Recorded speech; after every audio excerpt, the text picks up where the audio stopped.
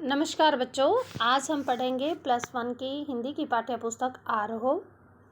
हमारा ये चैप्टर है जो नमक का दरोगा फर्स्ट चैप्टर है। इसके 3 पार्ट हमने किए हैं। फर्स्ट पार्ट में उनकी जो इंट्रोडक्शन थी वो सारी बताई। सेकंड पार्ट में जो वो नौकरी के लिए जाते हैं, नौकरी के लिए प्रतिष्ठित हो जाते हैं।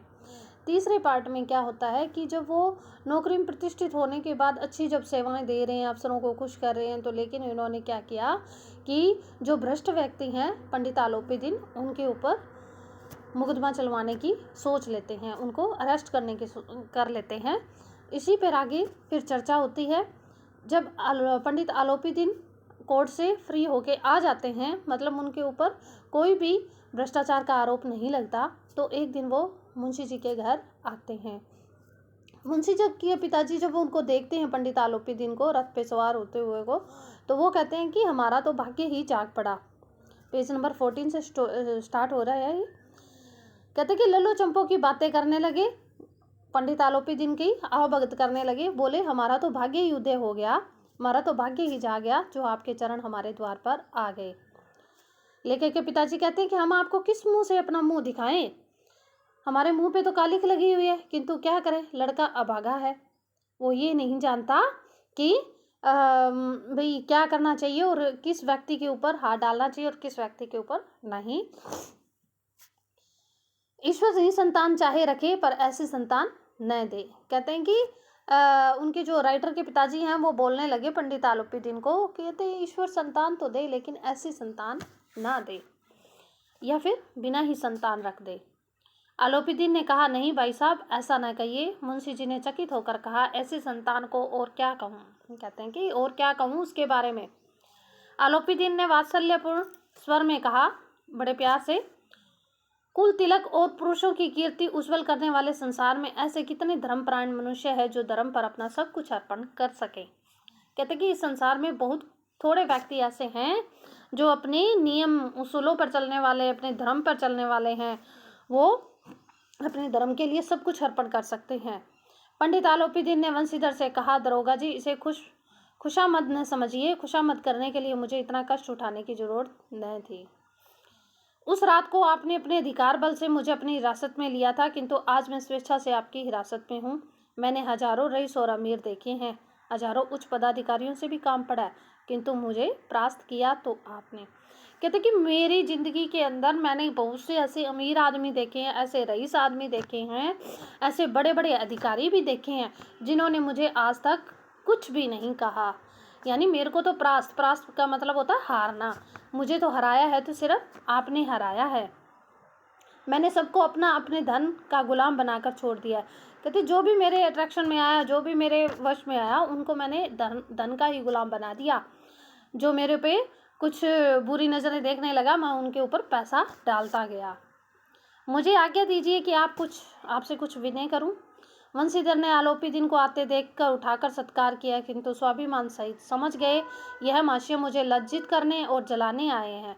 क्षमा प्रार्थना कर चेष्टा नहीं की। उन्हें अपने पिता की यह ठकुर सुहाती की बात असाई सी प्रतीत हुई। वहाँ क्या उनका जो राइटर के पिताजी हैं, वहाँ उनकी ज़्यादा ही खातिरदारी कर रहे हैं, किसकी, पंडित आलोपीदीन की। तो वो चीज़ उनको पसंद नहीं आती राइटर को। पर पंडित जी की बातें सुनी तो मन की मेल मिट गई। पंडित जी की उड़ती और दृष्टि से देखा सद्भाव झलक रहा था। गर्व ने अब लज्जा के सामने सिर झुका दिया था। शर्माते हुए बोले, यह आपकी उदारता है जो ऐसे कहते हो। मुझसे तो जो अविन्या हुई उसे क्षमा कीजिए। मैं धर्म की बड़ी बेड़ी में जकड़ा हुआ था, नहीं तो वैसे मैं आपका दास हूँ, जो आज्ञा होगी वो मेरे सिर माथे पे। कहते कि मैंने जो कार्य किया है वो बिल्कुल ही अवज्ञा मतलब करने वाला नहीं था, मैं तो आपका दास ही हूँ। आप जो कुछ करें वो मेरे सिर माथे पे होगा, आप जो आज्ञा देंगे। आलोपीदीन ने विनीत भाव से कहा, नदी तट पर आपसे मेरी प्रार्थना नहीं स्वीकार की, किंतु आज तो स्वीकार करनी पड़ेगी। आलोपीदीन ने कहा, उस दिन तो आपने मेरी नदी के तट पे जब आप मुझे अरेस्ट करने आए थे, उस दिन तो आपने मेरी प्रार्थना थी, जो रिक्वेस्ट थी वो स्वीकार नहीं की, लेकिन अब आपको करनी पड़ेगी। तो वंशीधर बोले, मैं किस योग्य हूँ जो कुछ मुझसे सेवा मुझसे हो सकती है, उसमें कोई त्रुटि ना हो। कहते हैं कि मैं इतना लायक नहीं हूँ, मैं तो आपकी ही सेवा कर सकता हूँ, अगर उस सेवा में कोई गलती होती है तो मुझे माफ़ करें। आलोपी ने एक स्टाम्प लगा हुआ पत्र निकाला, और स्टाम्प क्या होता है? मोहर। और वंशीधर के सामने रखकर बोले, इस पद को स्वीकार कीजिए और अपने हस्ताक्षर कर दीजिए। मैं ब्राह्मण हूँ, जब तक यह सवाल पूरा ना कीजिएगा द्वार से न हटूंगा। एक स्टाम्प और स्टाम्प लगा हुआ एक पत्र लेके आए, यानी मोहर लगे हुए एक पत्र लेके आए, कागज़ लेके आए। उन्होंने कहा, इस पत्र पे आप साइन कीजिए, और कहते हैं कि जब तक आप साइन नहीं करोगे तब तक मैं आपके द्वार से लौटूंगा नहीं, क्योंकि मैं ब्राह्मण जाति का हूँ। मुंशी वंशीधर ने उस कागज को पढ़ा तो कृतज्ञता से आंसू आंखों में भर आए। पंडित आलोपी ने उनको अपनी सारी जायदाद का स्थायी मैनेजर नियुक्त किया था। 6,000 वार्षिक वेतन के अतिरिक्त रोजाना खर्च, अलग सवारी के लिए घोड़े, रहने के लिए बंगला, नौकर चाकर मुफ्त में। देखो कितना सारी चीज मिल गई उसको। कंपी स्वर में बोले, पंडित जी, मुझ में इतना सामर्थ्य नहीं है कि मैं आपकी उदारता की प्रशंसा कर सकूं, किंतु मैं ऐसे उच्च पद के योग्य नहीं हूं, क्योंकि मैंने आपके साथ इतना बुरा किया और आप मुझे इतना ऐशो आराम दे रहे हो, एक अच्छा पद दे रहे हो। तो फिर आलोपी ने हंसकर बोला, मुझे इस समय एक अयोग्य मनुष्य की ही जरूरत है। कहते मुझे योग्य की नहीं, अयोग्य की जरूरत है, जो किसी के काबिल ना हो। वंशीधर ने गंभीर भाव में कहा, मैं यूं तो मैं आपका दास हूँ,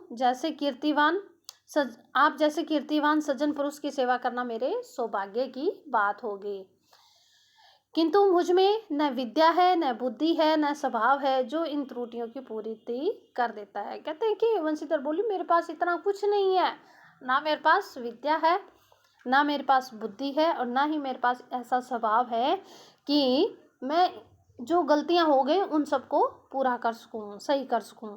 ऐसे महान कार्य के लिए एक बड़े ममर अनुभवी मनुष्य की जरूरत है। ममर यानी जो दर्द को समझने वाला मनुष्य है, उसकी जरूरत है आप जैसे व्यक्ति को। तो आलोपी ने कमलदान से कलम निकाली, कलमदान यानी जिसमें पेन रखने की वो होती है जगह, और उसे वंशीधर के हाथ में देकर बोले, न मुझ में विद्वता की चाह है, न अनुभव की, न मर्मता की, न कार्य की कुशलता की। इन गुणों के महत्व का परिचय खूब पा चुका हूँ। कहते हैं कि मुझे किसी चीज़ की ज़रूरत नहीं है। कौन सी चीज़ों की? न मुझे विद्वता चाहिए, यानी सारी दुनिया में फेमस चाहिए मुझे, न ही मुझे अनुभव की, न ही मुझे मर्मता की, यानी किसी दर्द की, न ही किसी कार्य में एक्सपर्ट की। इन गुणों से तो ये गुण तो मुझे हर कोई बता चुका है, उसमें तो मैंने ख्याति हासिल कर चुका हूँ। अब सौभाग्य और सुअवसर ने मुझे ये मोती दे दिया है, जिसके सामने योग्यता और विद्वता की चमक फीकी पड़ जाती है। कहते हैं कि भाग्य से मेरे सामने एक ऐसे व्यक्ति का सामना हो गया है, एक मोती की तरह है, जो कि न्याय का पक्ष करता है। मुझे ऐसे ही व्यक्ति की ज़रूरत है, जिसके सामने क्या है, योग्यता और विद्वता की चमक फीकी पड़ जाती है, कि उसके सामने चाहे मेरे पास कितना ही कुछ हो, बुद्धि हो, विद्या हो, विद्वता हो, अनुभव हो, मर्मता हो, कुछ भी हो, चाहे कार्य में एक्सपर्ट हूँ मैं, लेकिन उसके सामने, उस मोती के सामने मेरी चमक फीकी है। मोती किसको बोला है? राइटर को बोला है यहाँ पे इन्होंने। यह कलम लीजिए, अधिक सोच विचार न कीजिए, दस्तखत होते हैं सिग्नेचर। परमात्मा से यही प्रार्थना है कि वह आपको सदैव वही नदी के किनारे बेमुरौवत, उदंड, कठोर परंतु धर्मनिष्ठ दरोगा बनाए रखे। कहते हैं कि भगवान से मैं ये प्रार्थना करता हूँ कि आपको वही जो पहले वाला बेमुरौवत, यानी जो मुंह से फटाक बोलने वाला, उदंड उसी तरह शरारती, एक शरारत भर, कठोरता, कठोर परंतु धर्म के लायक बनाए रखे। ये उनकी बातें थी। ये बातें सुनकर क्या हुआ, वंशीधर की आंखें डबडबा आई। डबडबा मतलब पानी से लबालब हो गई।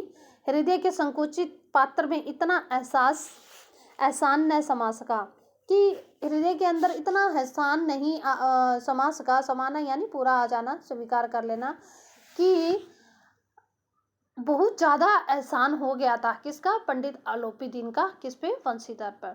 एक बार फिर पंडित जी की ओर भक्ति और श्रद्धा की दृष्टि से देखा और कांपते हुए हाथ से मैनेजरी के कागज पर हस्ताक्षर कर दिए। यानी उसको जो पंडित आलोपी ने कागज थमाया था, स्टाम्प लगा हुआ, स्टाम्प मतलब मुहर लगा हुआ, स्टैंप बोलते हैं जिसको, उस पर थमाया था कि आपको मैं मेरा मैनेजर रखता हूँ। तो कांपते हुए हाथों से उसने उस कागज़ पे साइन किए।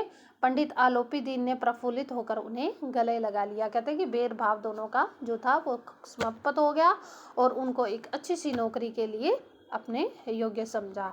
ये था आपका चैप्टर नमक का दारोगा। इससे रिलेटेड जो क्वेश्चन आंसर हैं वो आपको मैं PDF बनाकर सेंड कर दूँगी। धन्यवाद बच्चों।